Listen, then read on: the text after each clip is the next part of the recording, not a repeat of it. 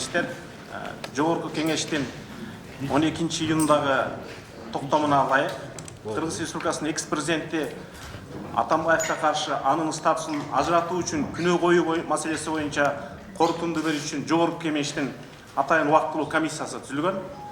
Ал комиссияга депутаттар Бакиров, Строкова, Рыспаев, Эгембердиев, Мамытов, Райымкулов, Турускулов, Исаев, Токторов, Юнусул Алтынбек, Турузбеков, Иманалиевтер мүчө болуп шайланышкан.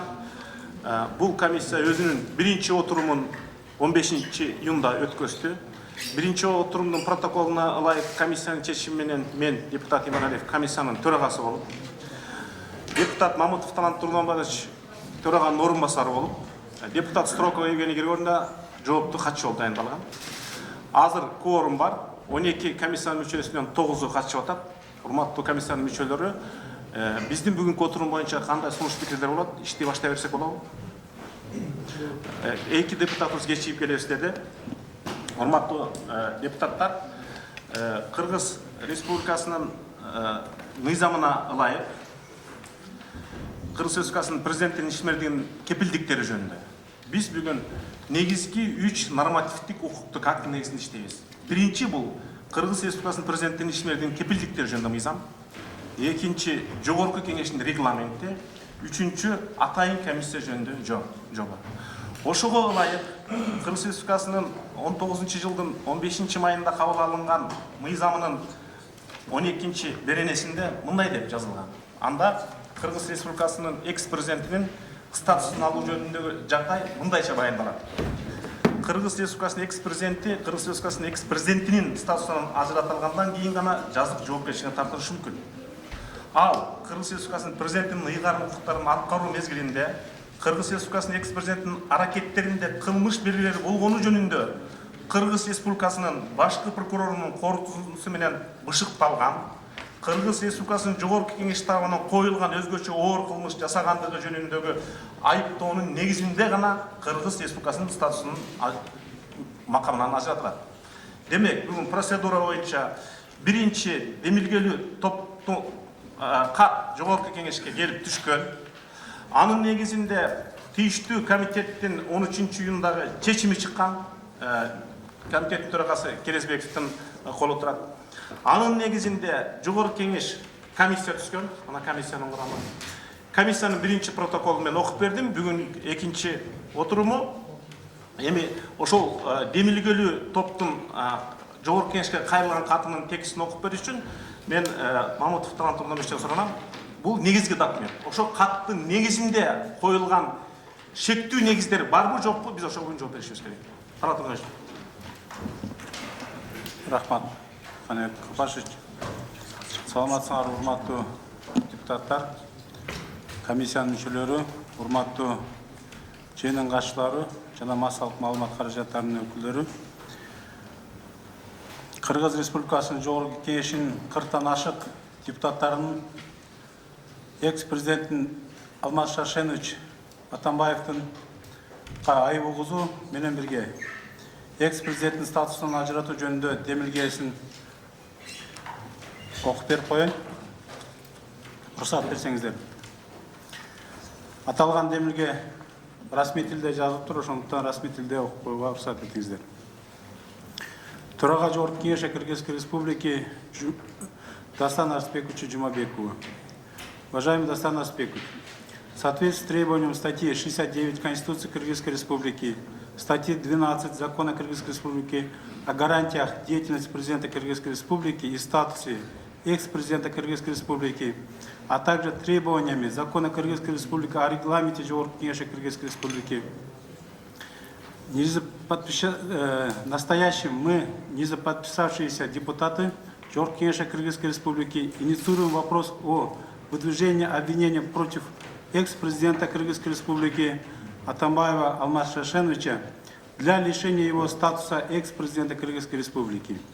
Инициируя данный вопрос, считаем, что в период исполнения им полномочий президента Кыргызской Республики и в другой период Атамбаевым были совершены ниже приведенные особо тяжкие преступления. Первое. Еще будучи в должности премьер-министра Кыргызской Республики, пользуясь своим служебным положением, вручил огнестрельное оружие 123 гражданам Российской Федерации. Оружие могут быть вручены за большой вклад в развитие Кыргызской Республики. Однако 99% из числа этих людей не были в Кыргызской Республике. Более того, среди них числятся представители организованных преступных групп. Второе.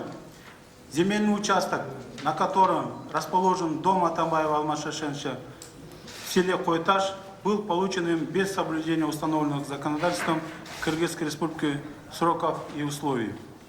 Третье. Под непосредственным контролем, координацией и по поручению Атамбаева Алмаза Шаршеновича было организовано незаконное освобождение Батукаева. Полагаем, что это дело обошлось не без коррупции и получения незаконного вознаграждения. Четвертое. 1 августа 2011 года постановлением правительства Кыргызской Республики за номером 438 земельные участки Батикского айлюкмөту Аламединского района Чуйской области общей площадью 35,65 гектаров были переведены из категории земли сельскохозяйственного назначения в категорию земли населенных пунктов под строительство коттеджного городка. При трансформации вышеуказанных земельных участков были допущены нарушения требований нормативно-правовых актов Кыргызской Республики, которые в том числе устанавливали мораторий на перевод категории земельных участков. В настоящее время в Бишкекском межрайонном суде рассматривается иск Генеральной прокуратуры об отмене постановления правительства Кыргызской Республики 438 от 1 августа 2011 года. Таким образом, будучи премьер-министром Кыргызской Республики, Атамбаев Алмаз Шаршенович незаконно трансформировал вышеуказанные земельные участки общей площадью 35,65 гектаров. Пятое. При содействии отдельных служащих, должностных лиц ОАО ТНК «Дастан» и должностных лиц государственных органов Атамбаев Алмаз Шаршенович незаконно завладел и пользуется земельным участком в селе Койташ Аламединского района, где в настоящее время построен его дом. Шестое. При изучении единых налоговых деклараций Алмаза Атамбаева за 2010-2018 годы установлено, что в декларации Алмаза Атамбаева за 2017 год отражен доход от Эс-Пархати в размере 54 миллионов сомов. То есть в 2017 году Эс-Пархати приобрел у Алмаза Атамбаева ОСО НПФ «Форум». Одновременно с этим Эс-Пархати является учредителем ОСО инвестиционная компания «Хуасинь» с 16 января 2016 года. С 8 декабря 2015 года Тохтосуном Тюменбаевым оплачено денежные средства в размере 247 сомов на расчетный счет Министерства юстиции Кыргызской Республики за перерегистрацию ОСО инвестиционная компания «Хуасинь». 1 миллион 588 тысяч сомов в качестве бонуса по лицензии на право разработки сурьмы в Чаткальском районе Джалабадской области, выданной ОСО «Хуасинь». То есть данный факт доказывает, что Эс-Пархати и Тюменбаев аффилированные лица. Сам же Тюменбаев является руководителем ОСО «Терексай Джаштары», владеющий лицензией на право разработки сурьмы на месторождении Касан Чаткальского района Джалабадской области. Учредителями ОСО «Терексай Джаштары» является ОСО «Синьцзянская международная торговая компания «Бизнес Нур», ОСО АК «Петролиум» и Эльмуратова Чолпон Абдиназаровна. Со стороны ОСО «Терексай Джаштары» с 2014 года по настоящее время произведено налоговых иных выплат на сумму около 276 миллионов сомов. АК «Петролиум» и Курбанов Хасым, учредители ОСО АК «Инвест» в 2018 году изъявили желание приобретения 100% акций ЗАО «Альфа Телеком». являлись одной из основных сторон по соглашению «Умный город». Имеется основание полагать, что ОСО АК Инвест, ОСО Терексай Жаштары и ОСО инвестиционная компания Хуайсин являются аффилированными компаниями Алмаза Атамбаева. Седьмое. В результате противоправных действий должностных лиц, занимающих ответственное положение, а также должностных лиц из Кульской районной государственной администрации и Чон Сарвой Аиль Отмету, земельный участок площадью 4,61 гектаров в селе Чон-Сарой в нарушении установленных земельным законодательством порядка незаконно представлен ОСО Фрунзе Резорт для целей, не связанных с государственными или общественными нуждами, которые в последующем был разделен на две самостоятельные единицы недвижимости, право на один из которых 2,63 гектара на сегодняшний день зарегистрирован за Атамбаевым Алмаз Шашеновичем. Право на другой земельный участок 1,98 гектара закреплено за ОСО Фрунзе Резорт. Восьмое. Генеральная прокуратура Кыргызской Республики было возбуждено уголовное дело по признакам преступления, предусмотренной частью 1 статьи 303 Уголовного кодекса Кыргызской Республики по фактам коррупции при подготовке, подписании и реализации проекта модернизации ТЭЦ города Бишкек в отношении должностных лиц Министерства энергетики и промышленности Кыргызской Республики, Министерства финансов Кыргызской Республики, Министерства юстиции Кыргызской Республики, ОАО «Электрические станции» и других лиц, которыми были совершены умышленные действия, в результате чего интересам государства и общества был причинен ущерб в особо крупном размере. Причастность к данному преступлению экс-президента Кыргызской Республики Атамбаева Алмаза Шашеновича проекту модернизации ТЭЦ города Бишкек подтверждается политическим заявлением самого экс-президента Кыргызской Республики Атамбаева о том, что все стратегические решения по реконструкции ТЭЦ города Бишкек за счет связанного кредита Китайской Народной Республики, в том числе о согласии на выбор подрядчика китайской стороной, принимались лично им, как главой государства и правительством страны. После всестороннего обсуждений с руководством соответствующих государственных органов, ключевая роль президента страны в принятии таких решений обусловлена сложившимся дефицитом ответственности государственных органов и служащих, обязанностями главы государства во внешней политике. В результате государственным интересам причинен ущерб в особо крупном размере. Девятое. 1 декабря 2016 года Аида Салянова на своей странице в социальных сетях заявила о причастности президента Алмаза Атамбаева к незаконным поставкам угля на ТЭЦ города Бишкек и аффилированностью с «Рассвет» компанией и «Прогресс» компаниями. Как она сама указывает, в сентябре 2014 года ко мне дошла информация о том, что интересы компании «Прогресс», компании, у которой в последние годы закупался уголь, методом из одного источника лоббирует сам Атамбаев. В это время на рынке Кыргызстана появилась еще одна компания «Жезказган Энергосбыт», у которых, как они утверждали, уголь был соответствующего качества и намного дешевле, чем у «Прогресс» компании. Разница между этими поставками составила миллионы долларов. Однако в сентябре 2014 года на играх кочевников Атамбаев пообещал владельцу «Прогресс» компании, которого в народе назвать графом, беспрепятственную поставку. По крайней мере, именно об этом, угрожая руководству электрических станций, открыто говорил Артыкбаев и о том, что вопрос находится на контроле у самого президента. По факту незаконного вмешательства в вопросы поставки угля на ТЭЦ Бишкека я готова была уже начать проверку в отношении Артыкбаева, как вдруг президент неожиданно уволил его.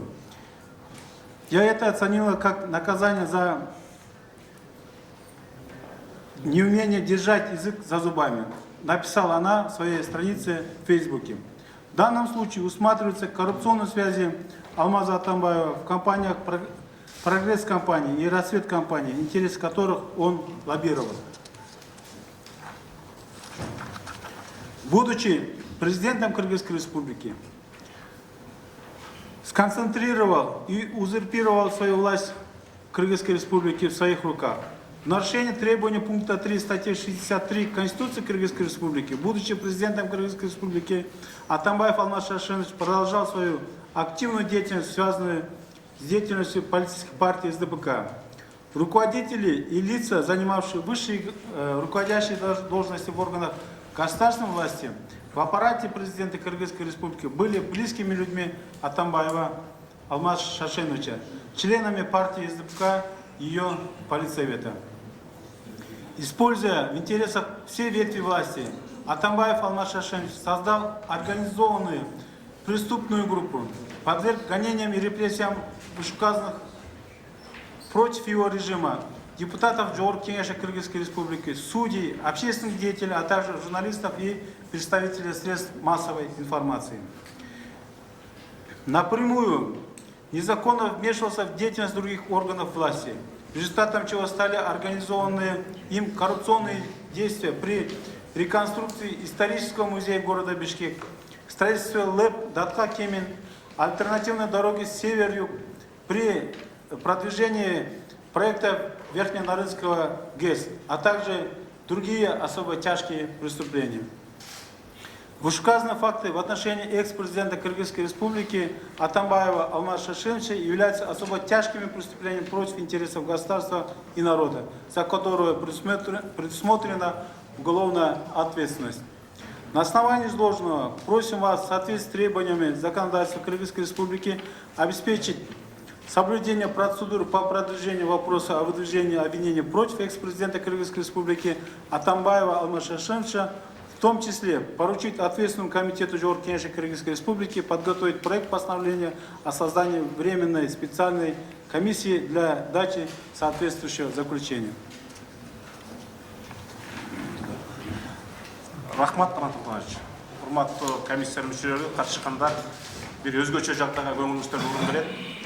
Мындай окуя мурунку Союздук Республикалардан биринчи жолу Кыргызстанда өтүп атат. Бизди көпчүлүк өлкөлөр сынап карап турат. Ошондуктан баяндамачылар, комиссиянын мүчөлөрү биз ушул тарыхый, саясий жана укуктук жоопкерчиликти сезе билсек, сүйлөгөн сөздөрүбүздө фактыга жана мыйзамга гана таянсак, кайсы бир адамдын инсандык касиетине шек келтирген сөздөрүн алыс болсок, ал эми азыркы докладта айтылган факттар канчалык негиздүү эмес, жооп бериш үчүн биз тийиштүү укуктук органдардын өкүлдөрүн чакырганбыз. Ал биздин бүгүнкү отурумдун экинчи бөлүгүндө кайрылабыз. Азыр биринчи бөлүгүндө катта орусча айтылды. Ошо каттын кыргызчасынын, урматтуу комиссиянын мүчөлөрү, 6 бетин карасаңыздар, мындай текст бар. Бийликтин баардык бутактарын өз кызыкчылыктарына пайдалануу менен Алмаз Шаршенович Атамбаев уюшкан кылмыш топторун түзүп, Кыргыз Республикасынын Жогорку Кеңешинин депутаттарын, судьяларды, коомдук ишмерлерди, ошондой эле журналисттерди жана массалык маалымат өкүлдөрүн өз режимине каршы чыккан адамдар катары куугун топтоого душар кылган. Ушундай күнөө коюлуп атат. Ушул канчалык негизде анык экенин текшерүү үчүн биз бүгүн ошого жооп алыш үчүн тийиштүү адамдарды чакырдык. Мен баяндамачылардын фамилиясын айтсам анан ирети менен, алар борбордук трибунадан окуса, биз комиссия макулдашкандай баяндама өтө көп экен, 6-7 киши. 5-7 мүнөттөн ашпасаңыздар, ушул негизги баяндаманы алыс кетпесеңиздер, мыйзамга жана фактыга таянып сөз сүйлөсөңүздөр. Баяндамачылар: биринчи Сарыл Дастан Исламович, экинчи Калматов Тогонбек Зекерович, үчүнчү Талгарбеков Бекболот, төртүнчү Асанов Бектур, бешинчи Кадыров Кубанычбек, 6-чы Гусев Александр Викторович, 7-чи Нарын Айып, 8-чи Аргынбаев Сапар. Зульфия Марат келген жок окшойт. Нарын Айып суранып атат, урматтуу аксакалдар, 5-7 мүнөт мен азыр баяндаманы жазсам дейт, себеби саат 4-тө өзүнүн профессиясына байланыштуу иш чарасы бар экен. Аксакалдар уруксат берсе, нарын айыпты биринчи өткөзө берсек, себеби массалык маалымат каражаттарына көп кысым болгон жакшы эмеспи? Ошонун баарынын атынан биз нарын айыпты сөз берсек, каршылык болбойт, Дастан Сабирович. Урматтуу комиссия мүчөлөрү, макулсуздар болду. Хорошо. Баяндамачы чыккыча биякта биздин комиссиянын мүчөсү Бакыт Сандышевда маселе бар экен. Саламатсыңар, урматтуу бүгүнкү катышуучулар, депутаттар, урматтуу дорогие депутаты, уважаемые участники. Вот в части то, что вот сейчас было зачитано, я хочу принципиальное замечание сделать. Может быть, это и чтобы здесь присутствовал. 5-й, практически это один и тот же пункт, но их надо просто объединить. В разной редакции написаны, как два разных обвинения. Вот 2-й пункт и 5-й пункт говорится об одном и том же. Спасибо. Я думаю, принимается. Егерде маалымат каражаттарын дагы бир сүйлөсө, мен только өзүм Баяндамага 5-7 минут. Ошого макул коюп койсоңуздар болот. Аксакалдар 5 минутка чейин. 5 минутка чейин, кээ бирөө мүмкүн 7 минутка. Ошо сапар болуп койсоңуздар. Баштайбыз. эгерде маалымат каражаттарын дагы бирөө сүйлөсө, мен өзүбүздүн заноза жөнүндө гана айтайын. Эгерде сүйлөбөй турган болсо, анда жалпы балким мен 3 эле мисалга токтолоюн. Анда мисал үчүн Вечерний Бишкек 14-15 жылы рейдерлик басып алууга душар болгон. Ошол эле маалда Дайырбек Орунбеков 2 миллион сомго соттолгон. Андан кийин мына занозага каршы, биздин сайтка каршы 10 иши ачылган. 5-өө жанагы баш прокурор берип, сотко Атамбаевдин намысын коргоо боюнча, а 5-өө болсо биздин жанагы белгибизди заноза деген товарный знак деп коет эмес, ошону тартып алуу боюнча дагы 5 иш болгон. Андан тышкары Конституциялык палатага биз арыз бергенбиз, силер бизди баланча мыйзам боюнча соттоп атасыңар деп. Конституциялык палата аны карабай койгон. Жана биз акырында ошол өзүбүздүн арызыбызды алып алалы деп аракеттенгенбиз. Аны дагы бизге бербей жатып, араң биз кайра тартып алганбыз. Анткени эгерде Конституциялык палата ошондой чечим чыгарып койсо, баары мыйзамдуу деп койсо, биз эч бир сотто кийин каршылык көрсөтө албай калмакпыз. Ошон үчүн соттор болду. Соттор Вечерний Бишкекке кичине мен 1 мүнөт токтолуп кетейин кыскача.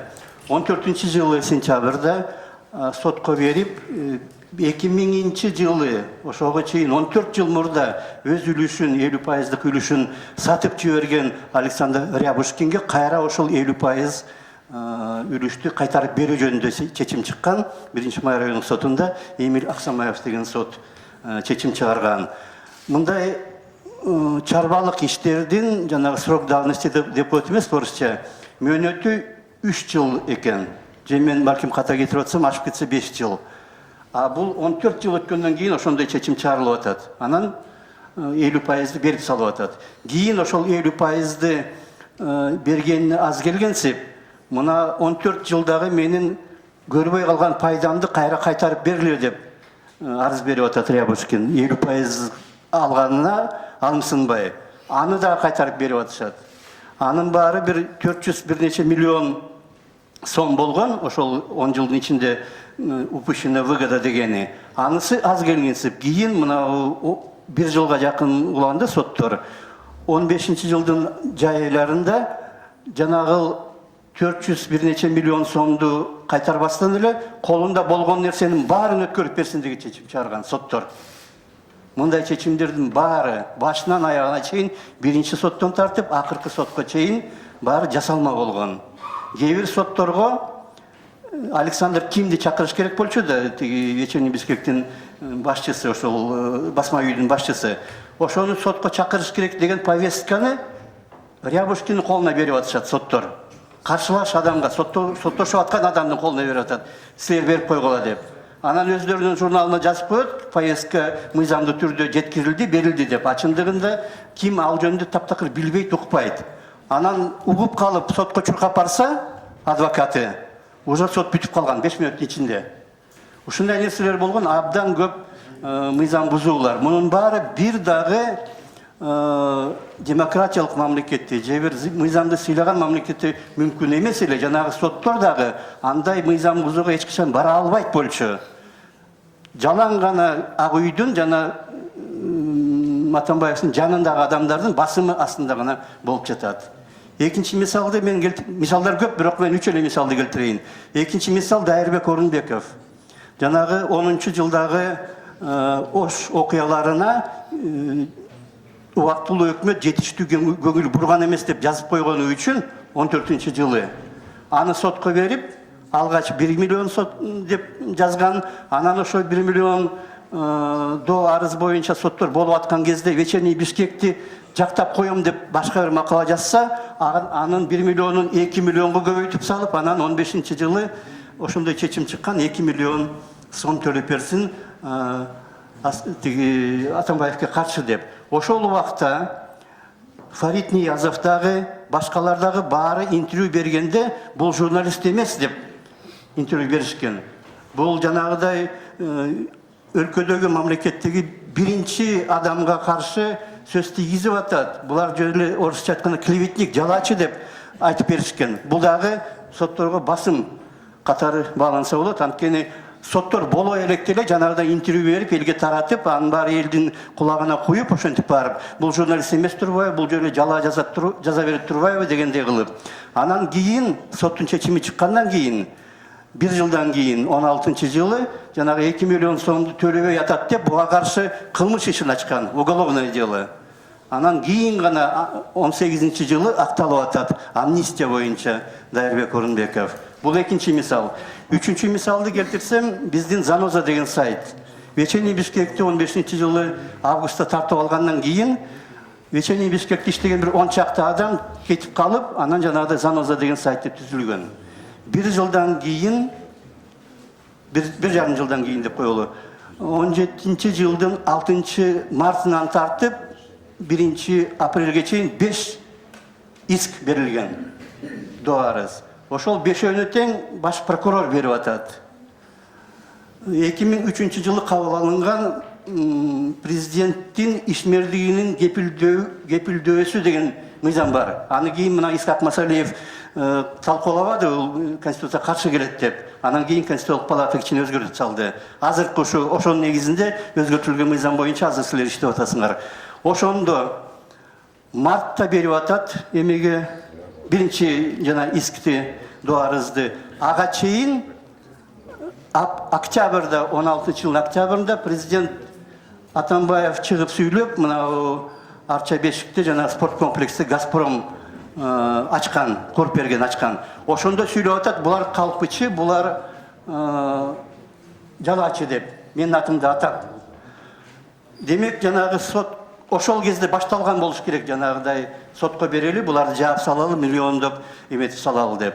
Анан сот до арыздар берилип, соттор баштала электе Фарид Ниязов КТРКнын Ой-Ордо деген месине чыгып берүүсүнө. Ошол жерден дагы айткан, булар жалаачы, булар эч кандай фактын текшербей атат, жазып атат деп.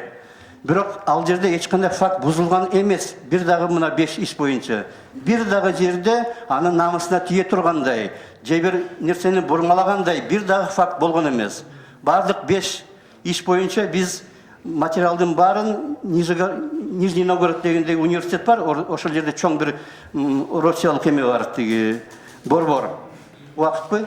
Азыр мен бүтөйүн анда. Ошол жерге жибергенбиз, анткени макаланын баары орусча болчу да. Ага карабай алар жооп жиберген, бул макалалардын ичинде эч кимдин намысына эч ким тийген жок деп. Ага карабай соттоп салып атышат да, 5 иш боюнча, бардык иш боюнча. Ар бир иште, ар бир кылмыш деген сыяктуу ишине 3 миллиондон берип атат. Ошондо жалпы Занозага 27 миллион. Андан тышкары Чолпон Жакуповага дагы 3 миллион, и дагы 10 миллион берки эки жанагы Токтокунова менен Канат Азизге каршы бардыгы болуп 50 миллион болуп атат. Бирөөндө дагы эч ким бир тыйын дагы азайткан эмес соттор. Муну дагы ак үйдүн басымысыз жазай албайт болчу.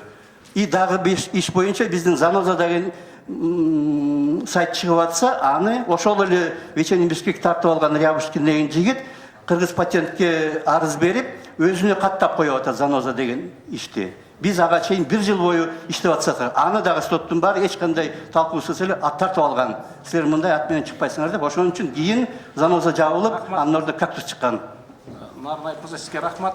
Урматтуу комиссиянын мүчөлөрү, баарыбыздын атыбызда мен бир эле суроо бергим келет, себеби шашып кетип аткан экен.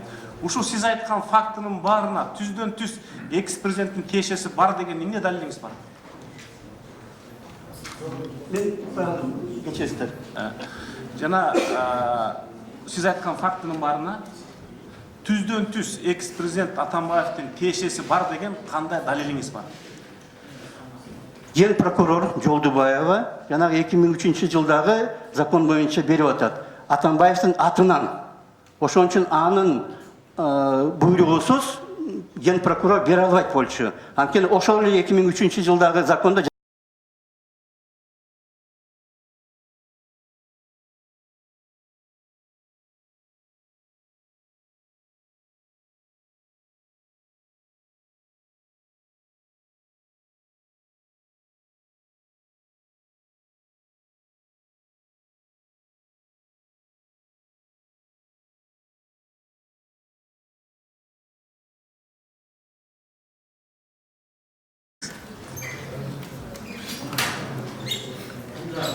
Дастан, башка трибунага чыксаңыз.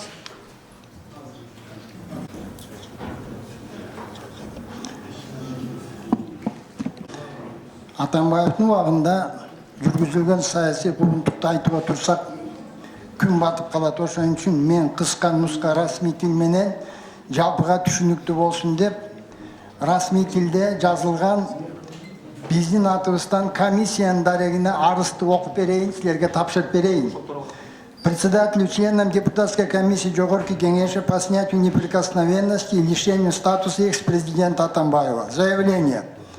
Весной 2016 года по личному указанию Атамбаева, заявившему еще до начала следствия на всю республику, что Асанова, Кадырова место в тюрьме, против нас незаконно, без доказательств и без каких-либо оснований были возбуждены уголовные дела и предъявлены обвинения в насильственном захвате власти.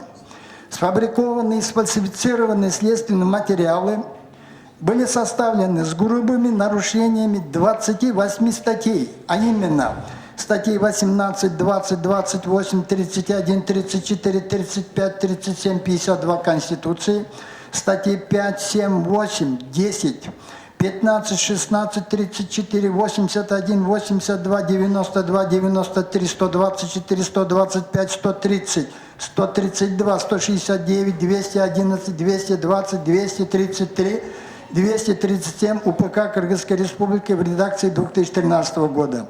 Все эти грубейшие нарушения закона в материалах следствия уже исключили объективное, законное и справедливое судебное расследование, которые велись с злостным и намеренным нарушением требований 13 статей, а именно статьи 245, 247, 253, 254, 255, 256, 258, 272, 284, 304, 310, 312, 315 УПК Кыргызской Республики.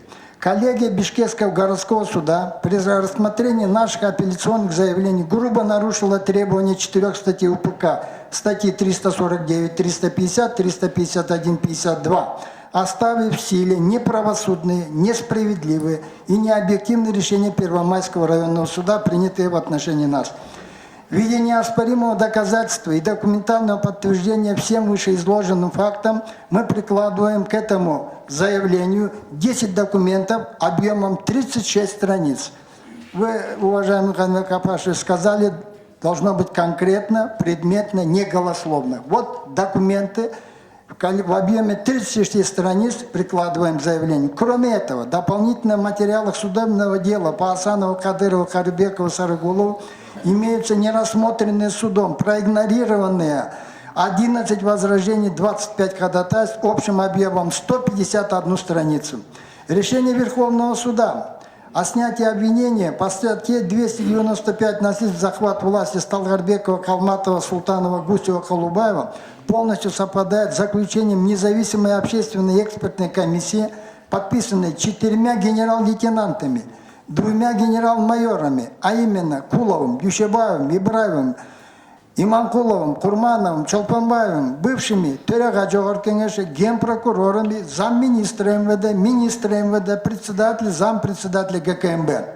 Заключение гласит, цитата, «Действия Асанова, Кадырова, Карбекова, Сарыгулова, Талгарбекова, Колубаева, Султанова, Калматова, Гусева, Исаева, Каната не могут быть квалифицированы по статье 295 Уголовного кодекса Кыргызской Республики». Согласно комментарию к Уголовному кодексу Российской Федерации, страница 736-737, по статье «Насильственный захват власти» субъектом преступления может быть представитель органа власти, в чьем подчинении имеется вооруженное и специальное формирование, как это было в Турции летом 2016 года. В состав преступления по этой статье входит заключение под стражу, насильственная физическая изоляция, унижение, побои, причинение вреда здоровью лиц, представляющих органы власти. В материалах наших дел нет ни одного подобного факта. Таким образом, в отношении нас злостно и умышленно допущено неправильное применение закона.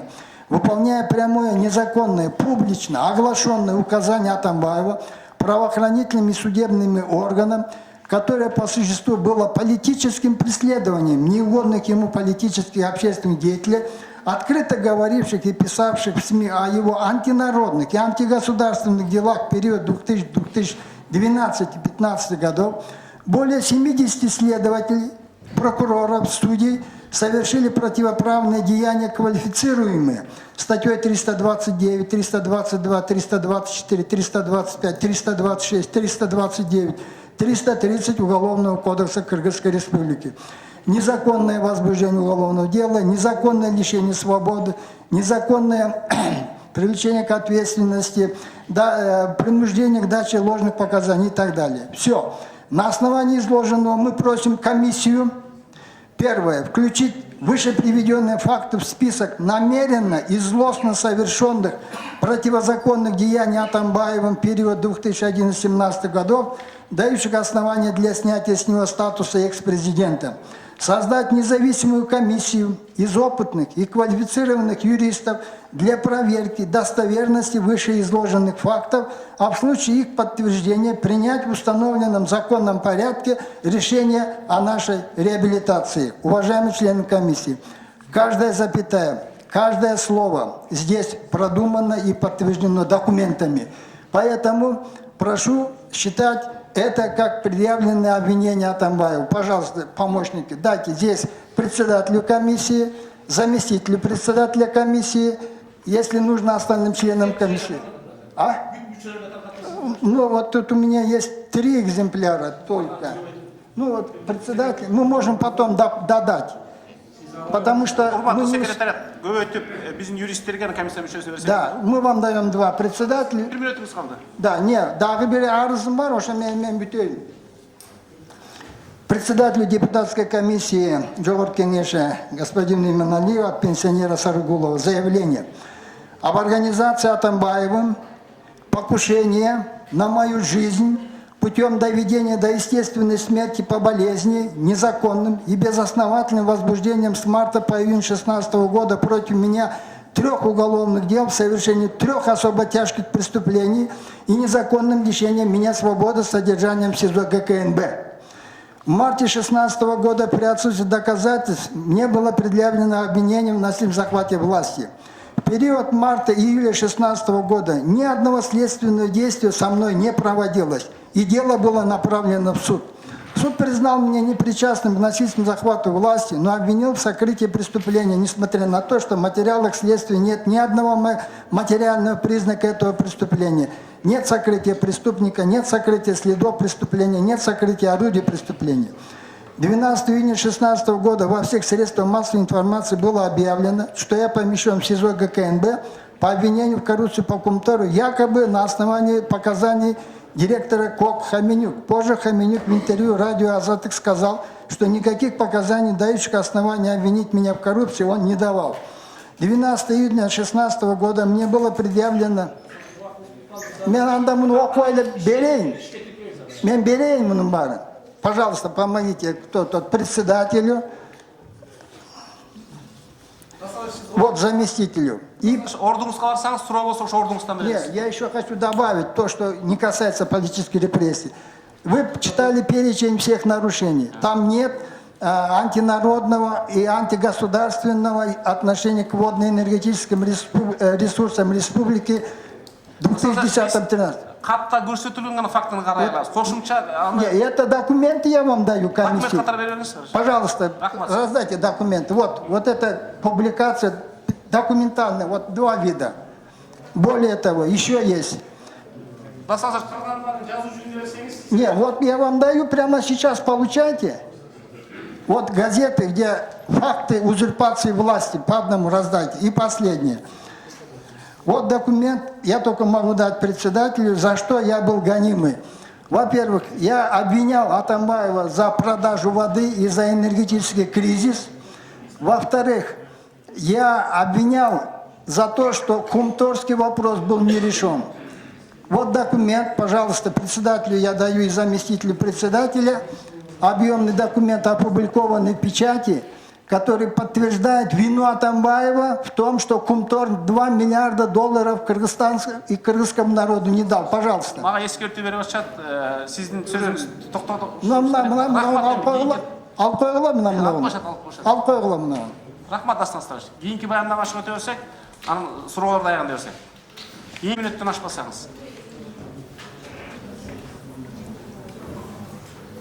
Саламатсыңарбы, урматтуу замандаштар, урматтуу депутаттар, урматтуу мыйзамды моно чийиндин катышуучулары, маалымат каражаттарынын өкүлдөрү. Бүгүнкү күн тартибинде карала турган маселенин канчалык орчундуу, актуалдуу экендигин айтпаса да баарыбызга түшүнүктүү. Биз Атамбаевдин кылган иштери боюнча өз пикирибизди айтып, аны фактылап, далилдүү фактылар менен келтирүү менен кошо, биз кыргыз элинин, кыргыз мамлекетинин келечегиндеги жолун тазалоого өзүбүздүн кошкон салымыбыз деп түшүнөм. Себеби эгерде эл өзүнүн ишеничин берүү менен кошо, ар бир жетекчи ойлош керек, ошондон жогорураак жоопкерчилик, эриш аркак болуп жүрөрүн эстен чыгарбашын. Вот бүгүнкү мына жыйыныбыз, бүгүнкү болуп аткан сөздөр ошонго далил катарында кызмат кылышы мүмкүн. Менин ишимди абдан Дастан Исламович жеңилдетип койду. Мен алардын айтканын кайталабай туруп, мына комиссиянын окуп берген жанакы катына токтолгум келет. 6-чы пункт кыргыз тилиндеги жазылган пунктта айтылыптыр. Политическое гонение деп. Муну биз фактылар менен айта турган болсок, мына мен болгону эл өкүлдөр палатасынын 2 жолку гана жыйынына катышкан. Бул жерде отургандар баары тастыктады. Ал сот процессинде да тастыкталган. 3 жолу мени чакырып дүйө катарында сурагандан кийин Бараканов деген тергөөчү айтты: аксакал, сиз боссуз. 36-чы УПКнын 36-чы статьясынын негизинде тергөөчүнүн укугунан пайдаланып, мен сизди бошоттум, боссуз, тергөөнүн эч кандай сизге претензиясы жок деп. Ровно 2 ай 21 күн өткөндөн кийин алсак 30 июль 2016 жылы мени кайрадан күбө катарында чакырып, эч кандай тергөө иштерин жүргүзбөстөн группанын жетекчиси Майлыбеков Эржан деген жигит айтты: аксакал, мени кечиресиз, мага таарынбаңыз. Биз эл өкүлдөрү боюнча ишти бүтүргөнбүз. Ошонун делосын, полный документтерин Генеральный прокуратурага жибериш үчүн биз өзүбүздүн жетекчилер менен макулдашканы жиберсек, алардан буйрук келди. Калматовдун үстүнөн иш козгоп, отургузгула деген. Мен айттым анда, мына адвокаттын катышуусунда: иним, сен буйрукту аткарасыңбы же мыйзамдыбы десем, аксакал, мен буйрукту аткарам деди. Ошол боюнча 10 күнгө мени СИЗОнун, ГКМБнын СИЗОсуна алып келип отургузду. Мунун себеби неден болчу? Мына 2016 жылдын 14 май күнү баатыр энелерге медаль, орден тапшырып, ошолорду куттуктап атканда мурунку экс-президентибиз Атамбаев баратып эле тиги негизги сөздөн айнып башка жакка кетип айтты: Акаевчылардын башында Талгарбеков турат, Бакиевчилердин башында Калматов турат, булар күч менен менден бийликти тартып алам деп атат деп, ошол сүйлөп атканда прокурорго дагы, тергөөнү алып баруучу тергөөчүлөргө дагы, сот системасындагы бир учурда установка берип кетти. Мына ошол кишинин айтканы боюнча кийин бүт бардык процесстер ошол нукта кетти. Алсак, мына Атамбаевдин ушунга катышканы боюнча далил катарында Чоткараев биринчи замы ГКМБнын. Бул жерде мына Колбаев отурат, Талгарбек отурат, башкалар отурат, свидетелдер. Вот өзү келип айтты: "Аксакал, сиз мага капа болбоңуз. Мен айттым" дейт Сегизбаевка. Бул кишинин эч кандай күнөөсү болбосо, кантип иш козгойбосто кандай кылып отургузабыз десе, Сегизбаев айтыптыр: "Это ак үйдүн установкасы, давай жасайсыңар" деп. Мына Чоткараевдин өзүнүн айтканы. Тергөөчү Жанакынов айтты: "Вот жогору жактан установка болбосо, биз сизди кармабайт болчубуз, ошонун установканын негизинде кармадык" деп. Мындай фактылар кийин тергөөчүнүн алдында да сөз болду. 2-3 жолу биз тергөөчүнү чакырдык сот процессинде. Бирок ал качып келбеди. Сот 3 жолу повестка жибергенине карабастан.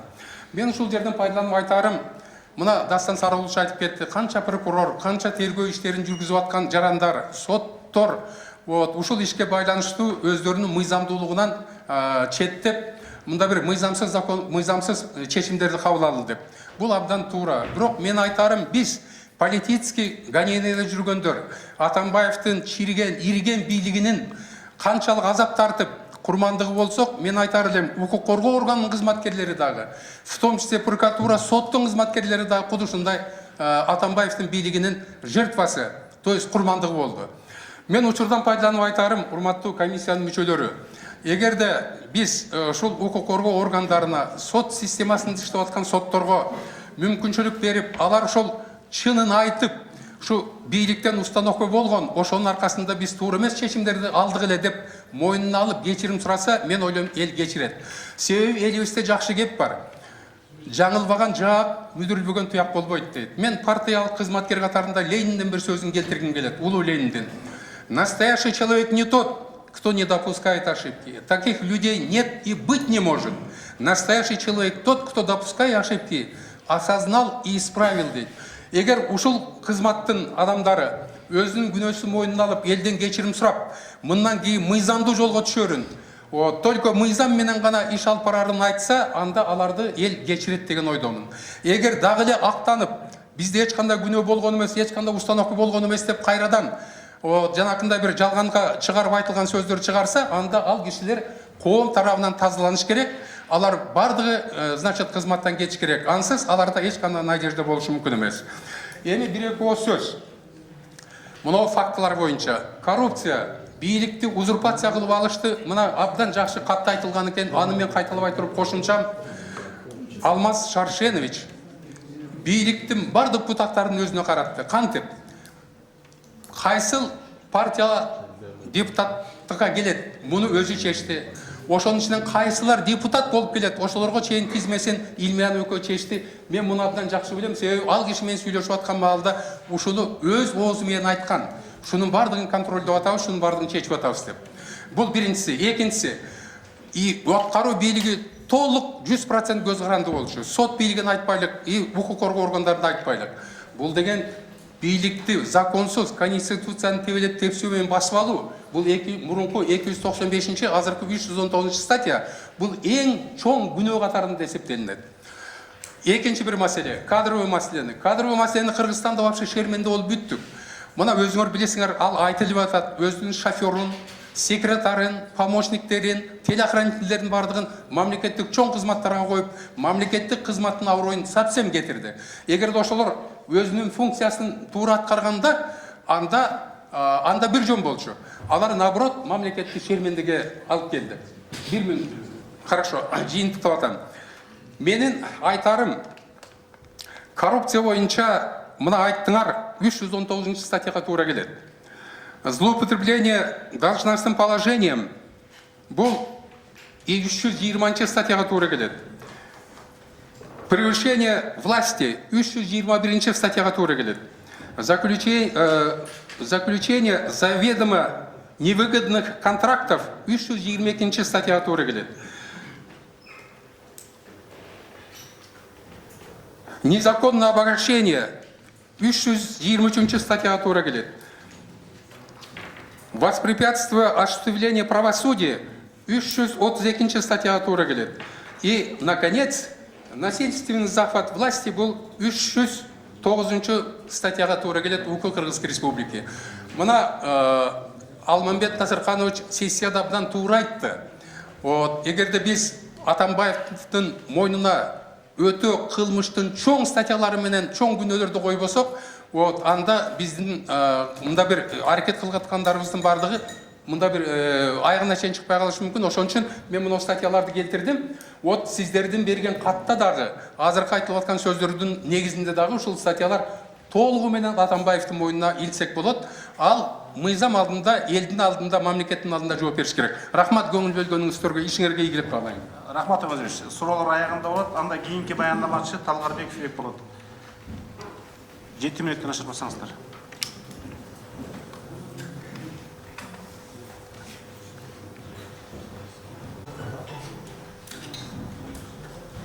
Урматтуу депутаттар, урматтуу журналисттер, Атамбаев жөнүндө мен ал бийликке президент болду элек деле айтып келгем. Атамбаевдин Кыргыз элине кастык, душмандык иштери боюнча мен бир нече китеп чыга турган материалдарды берүүгө мен даярмын. Бизди 2003 жыл мурун бизди эмне үчүн камалдык? Ошол Атамбаевдин отчетун жана отставкасын сунуш кылган үчүн камалдык. Белгилеп кое турган нерсе, биз Атамбаевдин отставкасын талап кылган жокпуз. Анын камап коерун билип, болгону сунуш гана кылдык. Атайын жаздык, биз талап койбойбуз. Биз болгону сунуш гана кылабыз дедик. Ошо сунуш үчүн мына камалдык. Кантип камалдык? Бир гана адамдын жалган көрсөтмөсү менен камалдык. Анын көрсөтмөсү боюнча ал кирет экен, мен отурат экенмин, байке эмне кылган жатасыңар десе мен айтат экенмин. Биз бийликти күч менен басып алган жатабыз депчи. Мына башка эч нерсеси жок. Калгандардын баары өздөрү тапкан жалган фантазиялар. Анан ошол сурак болуп атканда бир күнү бир тергөөчү чакырды мени. Чакырып, анан мени бирөө менен калтырып кетти. Ал опер кызматкер экен. Анан ал айтты, биз сурактан тышкары биз дагы сүйлөшө турган сөздөр бар деп. Мен кызыгып көрдүм, эмне деп сүйлөшөт экен деп. Анан ал дегенде мени алдаганга аракет кылды. Эми сиз ушундай кишисиз, сиз эми карганда эмне кыласыз? Үйүңүздө тынч жата бербейсизби? Тигиде мындай деп. Эмне кылайын десем, айтат, Атамбаевден кечирим сурап, ушу жаңылыпмын деп кечирим сурасаңыз эле, мына азыр чыгып кетесиздер деди. Эртең чыгып кетесиздер деди. Мен айттым, андай болбойт дедим. Анан мени коркутканга өттү, так? Сен 20 жыл, 30 жылга чейин соттойбуз деп. Соттой бергиле дедим. Биз ошол эл үчүн деп чыкканбыз. Мамлекетибиз үчүн деп чыкканбыз. Канча жыл болсо отурабыз деп. Анан мына Каныбек Капашев айтып атасыз, Атамбаевдин түздөн түз кийлигишүүсү боюнча деп. Именно түздөн түз кийлигишүүсү болгондугу үчүн мен Атамбаевди сотко бердим. Ленин райондук соту кабыл алды. Анда мындай деген Атамбаевдин публичный мындай сөзү бар. Мына көп башкасын айтпай коеюн. Мына Талгарбеков төңкөрүш жасайм деп публично да айткан и жазган. Артыбызда ФСБнын 5 генералы турат, төңкөрүш кылабыз деп айткан деген жазуулар бар, сүйлөгөн сөздөр бар. Мына ошолорду мен сотко бердим, далилдеп берсин. Эгерде мен төңкөрүш кылам деген сөз кылган болсом, артымда ФСБнын 5 генералы турат деген сөзүм болсо, анда мен утулуп берейин. Анда мен жалпы Кыргыз элинен кечирим сурайын деп, жообумду тартайын мыйзам алдында деп. Анан эми көп сөз кылбайын, мен айтарым эле ушул. Атамбаевдин тушундагы репрессия бул 1937-38 жылдагы саясий репрессиядан айырмасы жок. Болгону бир гана айырмасы бар. Азыр өлүм жазасы болбой калды. Эгер өлүм жазасы болгондо Атамбаев баарыбызды аттырып салып, колун шылап отурмак, мен эчтеке билбейм, муну прокурор кылыптыр, муну соттор кылыптыр, мен кайдан билейин деп, Биз бүгүн катышып отурмак эмеспиз. Жакшы, ошол өлүм жазасы жок экен, биз атылбай келип, сиздердин араңыздарда отурабыз. Рахмат көңүл бөлгөнүңүзгө. Рахмат.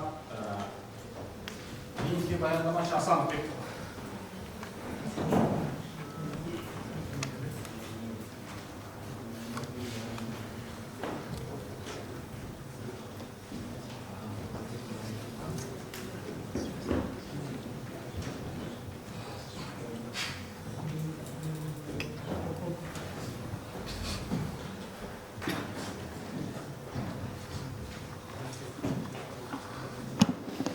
Урматтуу комиссиянын мүчөлөрү, урматтуу жыйындын катышуучулары, өткөн курултайда экс-президент Алмазбек Атамбаевдин өлкө башчысы катары ишмердигине жана анын натыйжаларына саясий баа берүү жөнүндө кеңири баяндама жасалган. Ал баяндамада Атамбаев 2011-жылы өлкөнүн президенти болуп шайлангандан кийин акырындык менен апрель элдик революциясынын идеяларынан баш тартып, эл алдында берген антын утуп, шейит кеткен апрель баатырларынын арбактарын тебелеп, мамлекеттик бийликти узурпациялоо менен кайрадан эле мурдагы Акаев менен Бакиев түзгөн кландык бийликти калыбына келтирип, ордуна коюп алганы боюнча толук айтылган. Атамбаевга мына ушундай так саясий баа берген. Ал эми Атамбаев болсо келсе дагы, келбесе дагы мурдагы көнүмүш ататынча эле Акаев менен Бакиевти үй бүлөлүк башкаруу боюнча күнөөлөп, алардын жоопкерчилигин айтып жүрөт. Мунусуна мейли дейли. Баягы айтып жүргөн эле сөз. Бүгүн күн тартибинде Алмазбек Атамбаевдин өлкө башчысы катары иштеген 6 жыл ичинде элге, мамлекетке карата жасаган каянатчылыктары үчүн укуктук баа берүү, жоопко тартуу маселеси турат. Урматтуу жыйындын катышуучулары, курултайдын чечими менен Атамбаевдин өлкө башчысы катары ишинин жана анын жасаган аракеттеринин кесепеттерин иликтөө, айрыкча ал өзү мактанып жаткан эбегейсиз чоң байлыгынын булактарын жана мыйзамдуулугун тактоо, аларга укуктук баа берүү максатында атайын мамлекеттик комиссия түзүлүшүн Кыргыз Республикасынын Жогорку Кеңешинен талап кылынган. Бул комиссиянын ишине депутаттардан сырткары коомдук ишмерлердин, укук коргоочулардын жана такшалган юристтердин катышуусун камсыз кылуу суралган. Ошондой эле башкы прокуратурадан Кыргыз Республикасынын Конституциясынын 5-беренесинин 2-пунктуна ылайык мамлекеттик бийликти узурпациялоо өзгөчө оор кылмыш экендигин жетекчиликке алуу менен Атамбаевдин үстүнөн кылмыш ишин козгоо, анын кол тийбестигин алуу жана өлкөдөн сыртка чыгып кетүүсүнө бөгөт коюу иш-чараларын тез арада аткаруу талап кылынган. Мындай чукур чараларды тезинен ишке ашырылышы өлкө үчүн, эл үчүн, коомдук саясий туруктуулук үчүн өзгөчө мааниге ээ экендигин айтпаса да түшүнүктүү. Маселен, Кыргыз Республикасынын президенттин ишмерлигинин кепилдиктери жөнүндө мыйзамды, экс-президенттин кол тийбестиги жөнүндө маселе боюнча Кыргыз Республикасынын 2010-жылы кабыл алынган Конституциясына шайкеш келтирүү зарылчылыгы бар эле. Жаңы баш мыйзамга ылайык экс-президенттер абсолюттук кол тийбестикке ээ эмес. Мындан бир нече ай мурда Жогорку Кеңеште экс-президенттин кол тийбестигин алып таштоо керек деген демилге акыр аягында барып, ошол кол тийбестикти мыйзамдаштырып, анын алып салуунун татаал механизмин киргизүү менен аяктаганы өтө өкүнүчтүү. Биз муну депутаттардын саясий оюну катары эле баалашыбыз керек. Ал эми бул маселеге Жогорку соттун Конституциялык палатасы кийлигишип кеткени, кол тийбестик боюнча палатага кайрылуу боло электе, бул иш ал жерде каралып тиешелүү чечим чыга электе эле. Конституциялык палатанын төрагасы Мамыров мырзанын эмне кылсаңар дагы Атамбаевге тие албайсыңар деген таризде түшүндүрмө бере баштаганы, саясий оюн жөн жерден чыкпаганын, анын артында терең саясий интригалар жатканын айгинелеп турат. Ошондуктан урматтуу замандаштар, бул саясий оюндар менен интригаларды Атамбаевдин уюшулган кылмыштык мафиясынын бетин толук ачып, күнөөлүүлөрдү жазага тартууга болгон аракеттерге ачык эле саботаж жасалып атат десек туура болот. Коом буга бүгүн өтө нааразы. Урматтуу мекендештер, биринчиден мамлекеттик бийликти узурпациялоо, уюшкан кылмыштуу кланды түзүү, саясий жана экономикалык коррупциялык иштерди уюштуруу айыбы боюнча Алмазбек Атамбаевга карата чукул арада 10 күнүн ичинде кылмыш ишин козгоону башкы прокурор Өткүрбек Жамшитовдон биз бүгүн дагы бир жолу талап кылуубуз керек. Бул курултайда талап кылынган. Конституциянын 5-беренесинин 2-пунктуна ылайык мамлекеттик бийликти узурпациялоо өзгөчө оор кылмыш болуп эсептелет. Ал эми 6-беренесинин 1-пунктуна ылайык Конституция эң жогорку юридикалык күчкө ээ жана ал Кыргыз Республикасына түздөн түз колдонулат. Ошондуктан жогоруда айтылган кол тийбестик деген саясий оюндар менен интригаларды жаңы кабыл алынып жаткан мыйзамды ишке киришин күтөбүз деген шылтоону токтотуш керек. Экинчиден, козголгон кылмыш ишинин алкагында Атамбаев өзү ооз көптүр мактанып жүргөн байлыгынын булактарын жана алардын мыйзамдуулугун текшерүү зарыл. Атамбаев Түркиядагы мүлкүн сатып байыгам деп айтып жүрөт. Андай болсо ошол акча каражатты бул жака кандай жол менен келген, кайсы банк аркылуу өткөн, же бажыдан өткөрүү үчүн качан декларацияланган деген суроолорго али жооп жок. Ошондой эле Атамбаев досум акча берген, ага тигини курдум, дагы бир досум акча берген, ага үй курдум деп да айтып жүрөт. Мыйзамдын талабына ылайык Атамбаев андай берешен досторунун аты жөнүн кайда кандай иш менен алектенгенин ачык айтууга милдеттүү. Ал акчалар банк зат сатып, же дагы башка кылмыш жолу менен алынган жок деген так далил болуш шарт. Ал акчалар үчүн Атамбаев президент катараларга кандай кайтарым бергени да маанилүү. Бул жерде коррупциялык түзүм болуп калуусу да ыктымал. Бул маселе дагы козголгон кылмыш ишинин алкагында тыкыр текшерилүүгө тийиш. Үчүнчүдөн, Кыргыз Республикасынын Жогорку Кеңешинен Алмазбек Атамбаев тарабынан бийликтин узурпацияланышы, жеке кландык башкарууну түзүлүшү жана алардын кесепеттерин иликтөө үчүн Конституциянын ишинин жыйынтыгы менен ачык парламенттик угууну уюштурууну дагы бир жолу талап кылуубуз зарыл.